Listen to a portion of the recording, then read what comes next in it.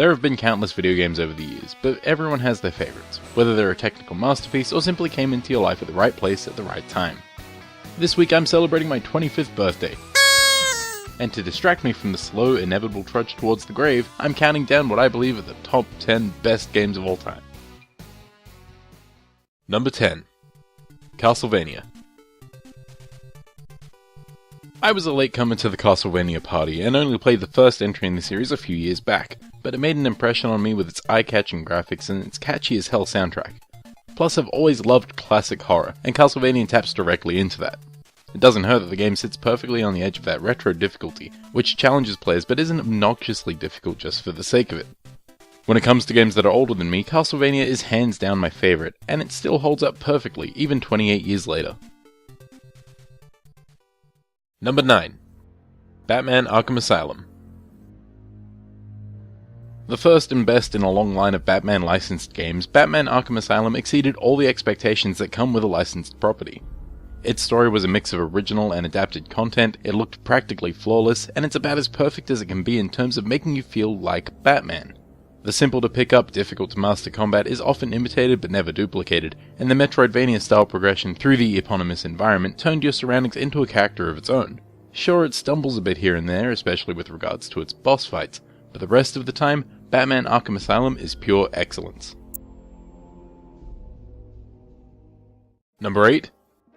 Pokemon Heart Gold. Pokemon was huge when I was a kid. I mean, it's huge now, but when I was a kid it was huge! And for the longest time my favourite game in the series was Pokemon Gold. And Heart Gold is about as perfect as remakes get.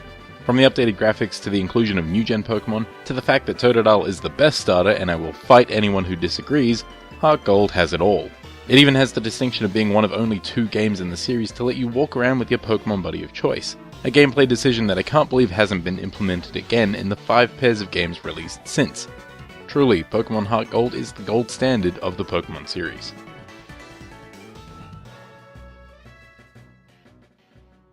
Number 7. Fallout New Vegas. Fallout 3 was my first introduction to the post-apocalyptic RPG series, and though I would eventually go back and discover its roots, it's New Vegas that will forever stick out in my mind as the best the series ever got. It's basically what would happen if Fallout 3 was a little less dreary in terms of both visuals and overall tone, and New Vegas' quirky spirit and endearing characters would be what edged it out over its predecessors. I'm not going to argue that the game wasn't broken in a frankly impressive number of ways, but its memorable story and world made it easy to ignore its glitches, and the free and open nature of New Vegas gameplay will keep me coming back time and time again, playing differently each and every time. And how could you not fall in love with that old-timey soundtrack?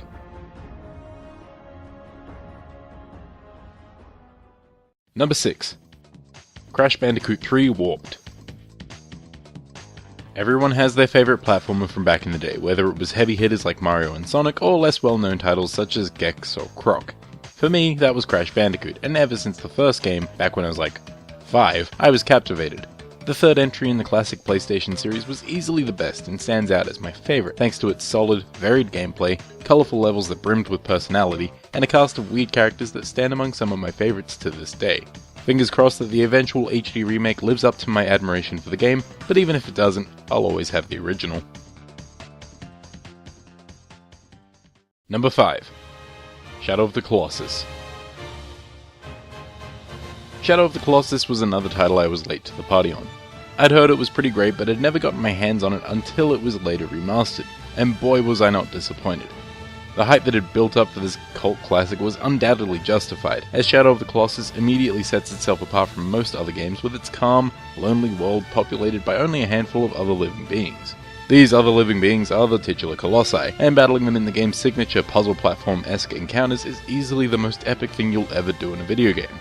Shadow of the Colossus set a high standard that few games since have been able to climb to. Number 4. Uncharted 2, Among Thieves. I love a good action movie, and the Uncharted series are the perfect games for anyone trying to emulate that feeling through gameplay.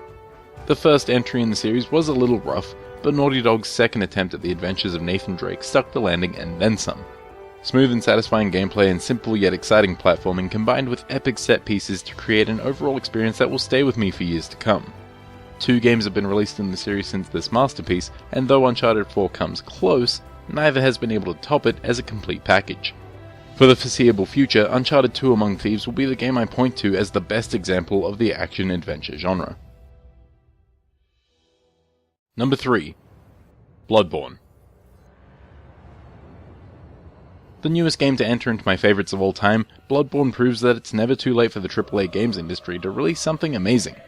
As a pseudo-sequel to From Software's Souls series, Bloodborne takes their basic gameplay and transplants it from a dark fantasy setting into a gothic Victorian backdrop, and supplants the series' tales of gods, dragons, and souls for one about elder gods, dreams, and existential horror. If you know me, you know I love eldritch horror, and the unknowable cosmic horrors of Bloodborne's nightmare setting were enough to hook me from the moment I saw them.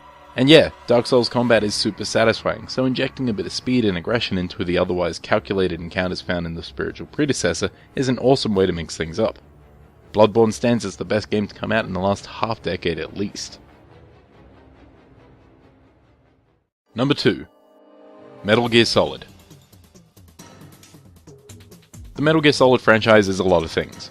It's crazy, it's weird, it's action-packed and innovative, but more than anything else, it's memorable. Anyone with a connection to this series remembers that first elevator to the surface of Shadow Moses Island.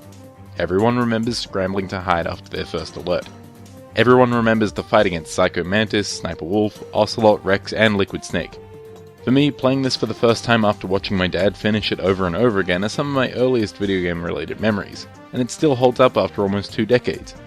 While plenty of games have been released in the series since, and while most of these have improved the franchise in terms of pure gameplay, nothing quite stands up to the first Metal Gear Solid.